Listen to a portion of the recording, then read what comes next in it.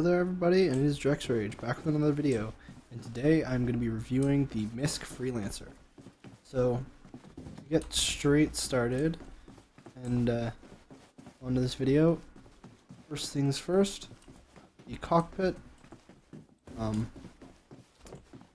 now I've just messed myself up, but starting off the Freelancer, starting off at the front, got little air intakes, and it's a nice ship. Oh, sorry guys, I'm a little frazzled. I've been making these videos for the last little while, recording a bunch. So let's just start over. So this is the MISC Freelancer, and it is a hauler of the Star Citizen universe. So it is a ship built to carry cargo. And as I move towards the back here, I'm going to show you exactly where it carries the cargo, and I'm going to speak about why I like it and all the other variants of the ship. So the interior of the ship is where this one really shines. So if I come into the back here, we've got a turret, which you can see from the outside. Turret mounts, I believe, two size 2 guns. Over here, yep, 2 size 2 bearing guns. If I come back, you have in here really nice metallic. Everything's kind of finished off, and you have the grav plates on the floor to keep cargo kind of stable, keep it sat there so that it's not moving around.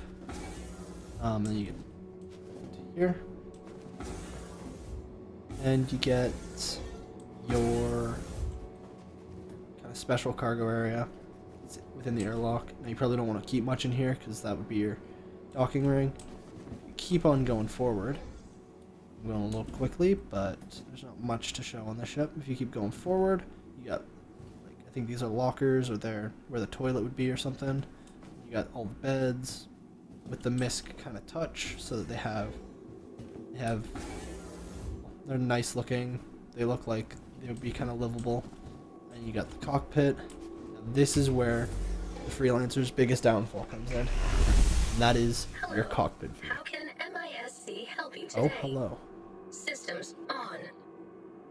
So that was the power up. So yeah, this is the MISC Freelancer. It's got a terrible cockpit view, but it's not a fighter, so it's understandable. You're not meant to be like tracking other ships with this. It does have some teeth though. I'm gonna use the door that everybody freaked out about at CitizenCon. Not even CitizenCon, it was like Gamescom this year. Everybody went absolutely mental about that door. But yeah, it's got 2 entry points, which is nice. So at the front you can see the cockpit. Again, very cramped off. Front landing gear, rear landing gear. This ship's very low to the ground. That's something that I've also noticed, compared to the earlier variants of it. Now this is the current flight ready variant, and it is the third, I believe, of the Freelancer variants, which is kind of crazy. It's Mark III. It's catching up there with the Connies. So as I keep moving back, you got the big engines here. And this is the base model of the Freelancer. And I will start to talk about the other 2 models as I get around here. So right here, I'm going to just point out that you have a size 4 missile rack with 2 size 3s on it, and a size 3 missile rack with 2 size 2s on it, and that's on each arm. So it has some pretty substantial missile power comparatively to some of the other ships of its weight class, I'll say. It's a pretty powerful hauler. Now, it's no fighter, but it won't stand down when somebody else tries to fight it. So, since this is the base model, you also have the Freelancer DUR, the Freelancer Max, and the Freelancer MISC. So the Freelancer DUR has a bunch of scanners and a bunch of stuff on the on the head of the ship. And I'm gonna call it a head because all the MISC ships look like they've got heads on them, but it's got scanners, like stuff like that, all around it, and the thrusters in the back are vectored differently so that it has better fuel use, and it also has larger fuel tanks. The MISC, it's basically the normal Freelancer, but it's got 2 bars at the top, or 2 little wings of missiles that come up from in here, and there's an auto loading system that'll take up 25% of your cargo space. Max is a widened ship, so here and here would have been widened out to carry, I think it's 50% more cargo. So if I'm going to talk about price point of the Freelancer, the Freelancers come in at 110, 125, 165, and I'm forgetting where the max comes in. I think the max comes in at 145. But they all come in at pretty low price. Now, I would say that these are good multi-crew ships, but they're meant for like 1 or 2 crew members, maybe you and a group of 3 people. But in all honesty, if you're looking for multi-crew, you'd go towards the Constellation, and these could be run as 1 person. All of the Freelancers, you could make do with 1 person. It's not like you're trying to crew a Starfarer or anything. And they also, just as an added touch, so far this base model of the Freelancer is capable of carrying a Dragonfly for anybody who wants to explore in 3.0.